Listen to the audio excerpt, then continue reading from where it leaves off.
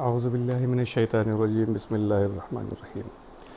अज़ीज़ तलबा, मैं 9th science chapter number 2 physics section work and energy या उर्दू में जिसे हम काम और तवानाई कहते हैं, वो चैप्टर लेकर मैं आपके सामने हाज़िर हूँ।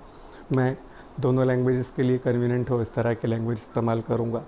शुरू में एक चीज़ कहना चाहूँगा कि ये फ़िज़िक्स की बहुत छोटी छोटी बहुत बुनियादी बातें हैं। यहाँ पर आप इनको समझने की कोशिश नहीं करते, इसलिए आगे जाकर आपको बड़े क्लासेस में फ़िज़िक्स मुश्किल नज़र आता है। उस तकलीफ़ को दूर करना हो तो आप यहाँ पर इसको समझने की कोशिश करेंगे।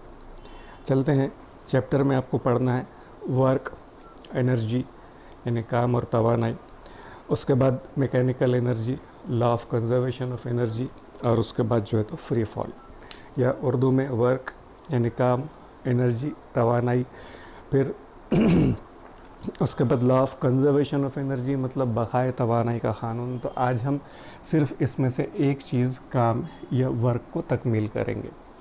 आपकी बुक निकाल कर अगर आपने चैप्टर देखा तो शुरू में आपको एक लड़की पढ़ती हुई स्टडी करती हुई नज़र आएगी, या एक शख्स जो है तो टीवी देखता हुआ, कोई एक बोझ लेकर जाता हुआ। इस तरह की अलग अलग तस्वीरें आपके बुक में शुरू में आपको दी हुई हैं, और उसके नीचे लिखा हुआ है कि क्या ये सब काम में मसरूफ़ हैं।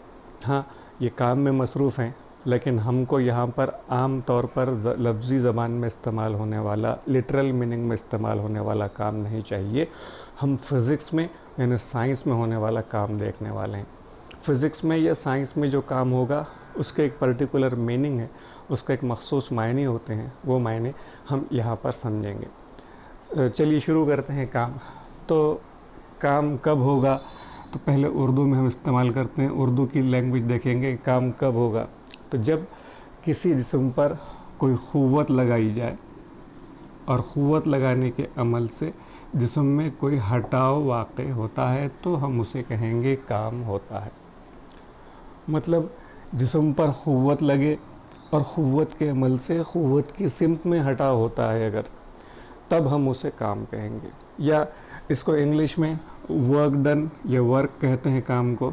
When a force is applied on an object, जब किसी जिस्म पर कोई फोर्स लगाया जाए, and because of that applied force a displacement is occurred in the object, मतलब जिस्म में क़ुव्वत लगने की वजह से हटाव, क़ुव्वत से हटाव होता है। का सादा मिसाल क्या जहन में होना चाहिए आपको, एक बॉल है, आपने उसको किक किया, मतलब वो उस तरफ गया, तो ये क़ुव्वत लगी, आपने किक किया, हटाव उसकी जगह की तब्दीली हुई।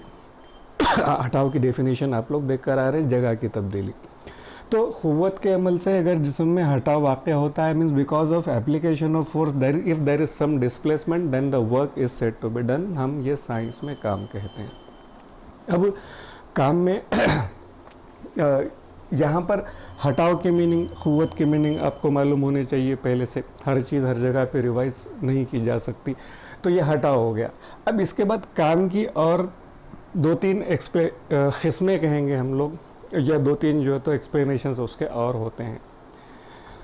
बुनियादी तौर पर अगर इस डेफिनेशन को देखा जाए तो ये लगेगा कि जिस्म पर क़ुव्वत लगे और उसी सिमत में जिस्म में होने वाला हटाव है। मतलब समझिए यहाँ पर एक ऑब्जेक्ट रखा हुआ है, आपने उसको इस तरफ से मारा और वो बराबर इस तरफ जाता है, तो ये आपकी अप्लाइड फोर्स है और ये उसके अंदर होने वाला डिस्प्लेसमेंट है, उसके अंदर होने वाला हटाव है, तब हम कहेंगे काम। मगर दुनिया में हर जगह काम ऐसे नहीं होता। मतलब जब भी क़ुव्वत लगेगी तो क़ुव्वत की सिमत में ही हटाव होना ज़रूरी नहीं है, उसकी सिमतें अलग अलग हो सकती हैं। अलग अलग हो सकती है कि एग्ज़ाम्पल क्या, तो आपको बुक में एक पेज पर एक लड़की बिठाई हुई नज़र आ रही है, जो टेबल पर एक चीज़ को उठाकर दूसरी तरफ रखने की कोशिश कर रही है। उसके साथ में उसके पहले के पैराग्राफ में आपसे पूछा गया है, क्या इस लड़की के ज़रिए लगाई गई क़ुव्वत पूरी की पूरी उसी काम पर सर्फ होती है, तो नहीं। उसकी क़ुव्वत जो होगी, भाई अगर टेबल है और टेबल के ऊपर रखा हुआ ऑब्जेक्ट है, तो इस पर इसके नीचे की तरफ अमल करने वाली ज़मीन की क़ुव्वत है, जिसकी वजह से वो टेबल पे चिपका हुआ है, जिसे हम इंग्लिश में ग्रेविटेशनल फोर्स कहते हैं। फिर जब ये यहाँ से यहाँ तक जाएगा तो रगड़ का खाता हुआ भी जाएगा, फ्रिक्शन, फोर्स ऑफ फ्रिक्शन या रगड़ की क़ुव्वत भी हम इसको कहते हैं। इस तरह एक ही वक्त में एक जिस्म पर अलग अलग क़ुव्वतें काम करती हैं, एटलीस्ट 2 क़ुव्वतें तो ज़रूर काम करती हैं। अमल रद्द अमल न्यूटन के क़ानून में आपने पढ़ा हुआ है ये। तो मुझे ये कहना है कि हर बार हटाव लगाई गई क़ुव्वत की सिमत में ही होना ज़रूरी नहीं है। There may be some difference. For example के तौर पर जो दूसरी फिगर आपको दी हुई आपके चैप्टर के दूसरे पेज पर, तो उसमें एक लड़की है और वो लड़की एक खिलौने को बांधकर धागे से बांधकर ज़मीन से अपनी तरफ खींच रही है। फॉर एग्ज़ाम्पल समझिए कि उसको सिम्बॉलिकली उतारते हैं, ये लड़की है और ये उसका हाथ है और यहाँ से उसने खिलौने को बांध के अपनी तरफ खींचना शुरू किया तो खिलौना आएगा ज़मीन पे रेंगता हुआ। ऐसे ही होता है ना। समझिए पत्थर आपने बांध के रखा और उसको धागे से खींच रहे हैं अपनी तरफ, तो पत्थर उठकर हवा में तो नहीं आएगा, उस ज़मीन पर रगड़ खाता हुआ आएगा। इसका मतलब यहाँ पर 2 सिमतें हैं, एक आपकी क़ुव्वत की सिमत जो इस तरफ काम कर रही है, दूसरी हटाव की सिमत जो ज़मीन की तरफ काम करती है। तो क़ुव्वत की सिमत और हटाव की सिमत जब इस तरह अलग अलग हो जाएं तो इनके बीच एक ज़ाविया बनता है, उस ज़ाविये को हम यहाँ पर थीटा कहने वाले हैं। तो थीटा का मतलब क्या होगा? It is the angle between direction of force and direction of displacement, यानी क़ुव्वत की सिमत और हटाव की सिमत बीच में बनने वाला, यहाँ पर हम वो ज़ाविया कहते हैं। अब साइन कॉस टेन ये अगर समझो आपको मैथमेटिक्स में होता नहीं है तो अभी कोई दुश्वारी की बात नहीं है। आपको यहाँ पर मुस्बत काम, मनफी काम और सिफर काम, इस तरह की 3 चीज़ें मुझे समझानी है कि वर्क डन में भी पॉजिटिव, वर्क डन में भी नेगेटिव एंड वर्क डन में भी ज़ीरो आल्सो। तो पहले आपको थीटा समझ में आ जाए कि समझिए कि ये जहाँ पर बुक में जो फिगर दी हुई उस तरह की फ़िगर यहाँ पर मैं उतारता हूँ छोटी सी। ये एक फिगर, एक ब्लॉक है समझिए, जिस पर कोई फोर्स लगना है। फोर्स लगने के बाद समझिए कि आप इसको इस तरह से ऊपर की तरफ खींचते हैं और उसको बुक में जो फिगर में जो लेबलिंग दी हुई है और वो दी हुई है आपको F, मगर एक्चुअली इसका जो डिस्प्लेसमेंट है वो डिस्प्लेसमेंट इस तरफ होता है, इसको नाम दिया उसने F1 और ये एंगल बन गया दोनों के बीच में थीटा। फोर्स अप्लाइड और ये direction of displacement, direction of force, direction of displacement है, ये एंगल बन गया थीटा। तो थीटा में हम यहाँ पे निकालेंगे इसका फोर्स कन्वर्ट करते वक्त cos of theta is equals to इसका बेस को यहाँ पे वैल्यू दी हुई F1 मतलब डायरेक्ट डिस्प्लेसमेंट की डायरेक्शन और ये F, तो ये हो जाएगा base means F1 upon F। और इसको अगर हम समझे कन्वर्ट करते हैं तो फॉर्मूला होता है F cos of theta is equals to F1 मतलब this is the work done, W is equals to Fs into cos of theta. तो W is equals to Fs cos of theta. या जिनको समझो mathematical part समझने में दुश्वारी हो रही है, जिनको कॉस ऑफ थीटा ये क्या है समझ में नहीं आ रहा, 9th में भी आपके मैथ्स के टीचर ने आपको ये नहीं कराया हुआ है, तो तब तक के लिए मैं आपको बता दूं कि काम के 2 ज़ाब्ते होंगे। W is equals to Fs एक सादा फार्मूला और SF cos ऑफ थीटा ये दूसरा फार्मूला। अगर दोनों के बीच जाविया बनता है तो आप ये ज़ाब्ता इस्तेमाल करेंगे, दोनों कौन? Direction of force, direction of displacement. और अगर कोई जाविया नहीं बनता है तो आप ये फार्मूला इस्तेमाल करेंगे। अब देखिए यहाँ पर एक छोटी सी टेक्निकलिटी, कॉस ऑफ थीटा की वैल्यू मैं आपको बता देता हूँ, एक टेबल आपको कंप्लीट भी करना है बुक के अंदर उसमें, कि समझिए थीटा की वैल्यू हो सकती है आपको जो बुक में वैल्यूज़ दी हुई है वो है 0, उसके बाद 90 और उसके बाद 180, और फिर उसके बाद कॉस ऑफ थीटा की वैल्यू टेबल में आपको दी हुई है। 0 की वैल्यू दी हुई है आपको 1, 90 की 0 और उसके बाद -1। ये कहाँ से आए? तो ये कॉस ऑफ थीटा के हमने जो ज़ाब्ता देखा उस ज़ाब्ते से होने वाली उस निकलने वाली वैल्यू है, ज्योमेट्रिक से आई हुई चीज़ें, मतलब ये हमने कोई डिराइव करके निकाला हुआ नहीं है, कॉस ऑफ थीटा का कन्फ्यूजन ना हो। अब ये है, अब समझिए यहाँ पर उसके बाद टेबल में दिया हुआ आपको Fs cos ऑफ थीटा, मतलब W अगर आप कैलकुलेट करते हैं काम तो क्या, तो ये चीज़ें समझनी है तो आपको पहले ये 2 चीज़ें अच्छी तरह से समझनी पड़ेंगी कि थीटा की वैल्यू 0 कब होगी, 90 कब होगी और 180 कब होगी। अगर ये समझ में आ गया तो आपको वो टेबल आसानी से समझ में आ जाएगा। कॉस ऑफ थीटा, थीटा की वैल्यू 0 मतलब डायरेक्शन ऑफ फोर्स और डायरेक्शन ऑफ डिस्प्लेसमेंट दोनों भी सेम है, मतलब यहाँ उनके बीच में कोई जाविया नहीं बना, कोई जाविया नहीं बना means the value of theta is 0। इसको मैं कहने वाला हूँ कि direction of force and direction of displacement are same. काम की से हटाव की सिमत और क़ुव्वत की सिमत दोनों एक ही हैं। इसका मतलब है थीटा की वैल्यू 0 और कॉस ऑफ थीटा की वैल्यू इस कंडीशन में 1 आएगी, वो अपन बाद में देखेंगे। इसके बाद 90 कब, मतलब ये डायरेक्शन ऑफ फोर्स है और डायरेक्शन ऑफ डिस्प्लेसमेंट है, दोनों के बीच में 90 का एंगल बनता है, मतलब they are perpendicular to each other. मैं इसे बाद में कहने वाला हूँ जब क़ुव्वत की सिमत और हटाव की सिमत एक दूसरे के उमुदन हो, when the direction of force and direction of displacement are perpendicular to each other. तो ये दूसरी कंडीशन, ये पहली हो गई थी थीटा की वैल्यू 0, उसके बाद दूसरी कंडीशन थीटा की वैल्यू 90 और उसके बाद तीसरी कंडीशन दी हुई आपको when the value of theta is 180, मतलब ये डायरेक्शन ऑफ फोर्स इस तरफ, 90 का मतलब ये यहाँ पे जाविया, 180 मतलब ये बिल्कुल अपोजिट डायरेक्शन में आ जाएगा। ये 90 ये 180 का जाविया, मतलब इसको मैं बोलने वाला हूँ तीसरी कंडीशन को, the direction of force and direction of displacement are opposite to each other. फिर देखिए थीटा की वैल्यू 0, मतलब direction of force and direction of displacement are same, जिस तरफ आप क़ुव्वत लगाते हैं उसी तरफ जिस्म जाता है, हटाव का सिमत वही होगा। उसके बाद दूसरा थीटा की वैल्यू 90, मतलब when the direction of force and direction of displacement are perpendicular to each other, मतलब हटाव की सिमत और क़ुव्वत की सिमत दोनों एक दूसरे के उमुदन हो। उसके बाद तीसरा 180, मतलब 180 की हालत में कि direction of force and direction of displacement are opposite to each other.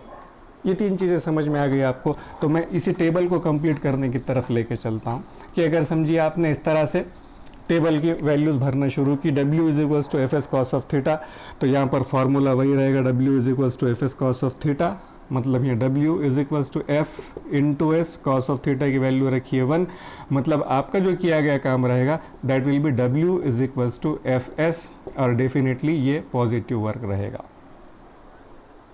उसके बाद दूसरी कंडीशन में ये जब थीटा 90 है, मतलब ये वो कंडीशन है जब direction of force and direction of displacement are perpendicular to each other, जब दोनों एक दूसरे के उमुदन हो, तो उस सूरत में थीटा की वैल्यू 0 होगी।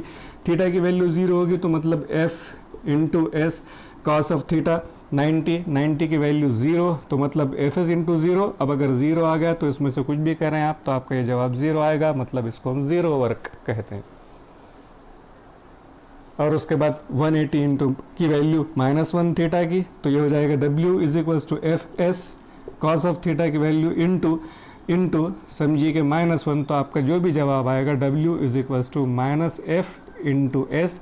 ये पॉजिटिव वर्क है, ये निगेटिव वर्क है, ये 0 वर्क। इस तरह से अगर आपको समझो मुख्तसरन कहना हो तो मैं कहूँगा काम की 3 किस्में होती हैं, मुस्बत काम, मनफी काम, सिफर काम। मुस्बत काम कब, जब क़ुव्वत की सिमत और हटाव की सिमत जिधर बॉल मारे उधर ही जा रहा, तो क़ुव्वत की सिमत और हटाव की सिमत दोनों एक जैसे हों, उनके बीच कोई जाविया नहीं बनता, तो मुस्बत काम। मनफी काम कब, जब लगाई गई क़ुव्वत की सिमत और हटाव की सिमत दोनों एक दूसरे के अपोजिट हों, तो उस सूरत में मनफी काम। और उसके बाद सिफर काम कब होगा, तो सिफर काम होता है जब लगाई गई क़ुव्वत की सिमत और हटाव की सिमत दोनों एक दूसरे के उमुदन हो, तो सिफर काम होगा। कहाँ पर होता है सिफर काम, इमेजिन कीजिए आप कि ज़मीन है, उसके अतराफ चांद दायरवी मदार में गर्दिश कर रहा है। अगर दायरवी मदार में गर्दिश कर रहा है, यहाँ पर चांद है, आपसे पूछे डायरेक्शन कौन सी इसकी, तो मैं बोलूँगा ये। उसके बाद क्यों यहाँ ज़मीन के अतराफ क्यों गर्दिश करता है, तो बिकॉज ऑफ ग्रेविटेशनल फोर्स, तो इसकी डायरेक्शन ये, दोनों के बीच में 90 का एंगल। यही वजह है कि चांद ज़मीन की कशिश में होने के बावजूद भी ज़मीन से आके नहीं टकराता, दोनों के बीच 90 का एंगल है। 0 वर्क है, इसलिए ज़मीन पे नहीं आता। ग्रेविटेशनल फोर्स के बंधन में नहीं होता तो सीधा चले जाता, आपके आसपास नहीं घूमता। बिल्कुल इस तरह की छोटी छोटी चीज़ें आप समझते जाइए। तो ये टेबल आपको असाइनमेंट में कंप्लीट करना है, आपके बुक में दिया हुआ टेबल है, मैंने उसको पूरी तरह समझाने की कोशिश की है। इसके बाद चलते हैं आज का लास्ट यूनिट, और वो है उसकी यूनिट यानी इकाई, यूनिट ऑफ मेजरमेंट। उर्दू में उसको इकाई कहेंगे, इंग्लिश में यूनिट्स फॉर वर्क, और यहाँ पर मैं इसको लिख रहा हूँ इकाई। बस आखिरी छोटी सी चीज़ समझाकर मैं यहाँ पर रुक जाऊँगा। यूनिट ज़ाब्ता आपके पास है W is equals to F S. अभी ज़रा कॉस ऑफ थीटा को यहाँ से हटा देते हैं बीच में से, तो ज़ाब्ता है एफ एस। फोर्स मेजर करते हैं आप समझिए कि न्यूटन में, तो ये न्यूटन, और डिस्प्लेसमेंट मेजर करते हैं आप मीटर में, तो न्यूटन मीटर। और अगर समझो आपने ये कीमतें रख के अगर कोई कीमत मालूम की, जवाब मालूम किया, तो जवाब आएगा न्यूटन मीटर।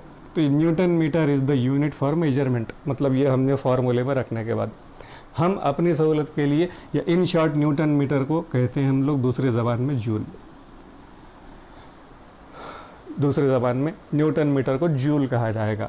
अब यहाँ पर आपको सवाल किया जाए कि इन MKS system the unit for measurement of work is joule, फिर आपको बुक में लिखा हुआ व्हाट इज़ 1 जूल, 1 जूल काम कब होगा, तो आपका जवाब होना चाहिए when 1 Newton of force is acting and the displacement of 1 meter is done, then the work done will be equal to 1 joule।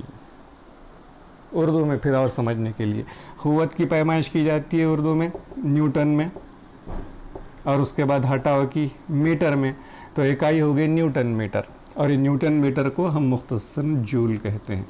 1 joule काम कब होगा आपसे सवाल किया जाए तो आप लिखेंगे जब लगाई गई क़ुव्वत 1 न्यूटन हो और उसके बाद उसके अंदर होने वाला हटाव 1 मीटर हो तो किया गया काम 1 जूल होता है। उसी तरह दूसरी यूनिट भी इसके हम CGS में देखते हैं और वो है अर्ग, तो मतलब क़ुव्वत को हम CGS सिस्टम में नापते हैं न्यूटन की बजाय डाइन में, और हटाव को नापते हैं मीटर की बजाय सेंटीमीटर में, तो डाइन सेंटीमीटर, और डाइन सेंटीमीटर को शॉर्ट में 1 अर्ग कहा जाएगा।